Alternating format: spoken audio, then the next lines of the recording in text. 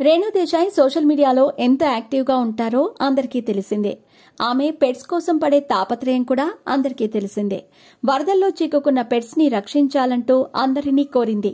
తన చేతనైన సాయాన్ని కూడా అందించింది. తనకు వైరల్ ఫీవర్ రావడంతో బయటకు రాలేకపోతున్నానని, లేదంటే తాను కూడా బయటకు వచ్చి స్వచ్ఛంద సంస్థలతో పాటు పనిచేసేదాన్నంటూ చెప్పుకొచ్చింది. మూగ జీవాల కోసం రేణు దేశాయ్ చేసే సహాయ కార్యక్రమాలు అందరినీ ఆకట్టుకుంటూ ఉంటాయి. వీధి కుక్కలకి కూడా ఆమె వైద్యం చేయిస్తూ ఉంటుంది. వాటిని సంరక్షణ కేంద్రాలకు తరలిస్తూ ఉంటుంది. స్వచ్ఛంద సంస్థలకు అప్పుడప్పుడు విరాళం ఇస్తుంది. చేతనైన సాయం చేస్తూ ఉంటుంది. అంతేకాకుండా అందరినీ సాయం చేయమని కూడా కోరుతూ ఉంటుంది. తన ఫాలోవర్లని అప్పుడప్పుడు విరాళాలు అడుగుతూ ఉంటుంది.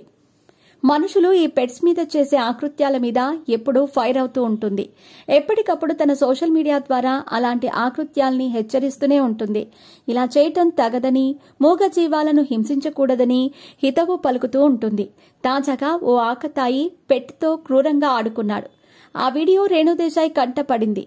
ఆ కుక్క కాళ్లని పట్టుకుని గిరగిరా తిప్పి అవతల పడేయటం ఆ వీడియోలో ఉంది. ఆ వీడియోను చూసిన రేణు దేశాయ్ వెంటనే అతని డీటెయిల్స్ పంపించండి, ఇది ఎక్కడ జరిగిందని సోషల్ మీడియాలో పోస్ట్ పెట్టింది. ఆ తర్వాత వెంటనే ఆ వీడియోకి సంబంధించిన వివరాలన్నీ వచ్చాయి. అతని పేరు, అతను ఉండే ఊరు, ఇలా అన్నీ తెలిసాయి. సీన్ కట్ చేస్తే చివరికి ఆ వ్యక్తిని పోలీసులు అరెస్ట్ చేశారు. ఇప్పుడు కఠిన నియమాలు, కఠిన సెక్షన్స్ వచ్చాయి. మీరు ఇలాంటి తప్పులు చేస్తే వెంటనే అరెస్ట్ అవుతారు. జాగ్రత్తగా ఉండండి.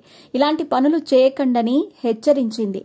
పోలీసులు కనీసం మమ్మల్ని మళ్లీ ఇన్ఫర్మేషన్ కూడా అడగలేదని, అతని క్రూరత్వం చూసి వెంటనే అరెస్ట్ చేశారని పోలీసులకు థ్యాంక్స్ అని చెప్పుకొచ్చింది. మొత్తానికి రేణు దేశాయ్ మాత్రం అతన్ని అరెస్ట్ చేయించే వరకు వదిలిపెట్టలేదనిపిస్తుంది.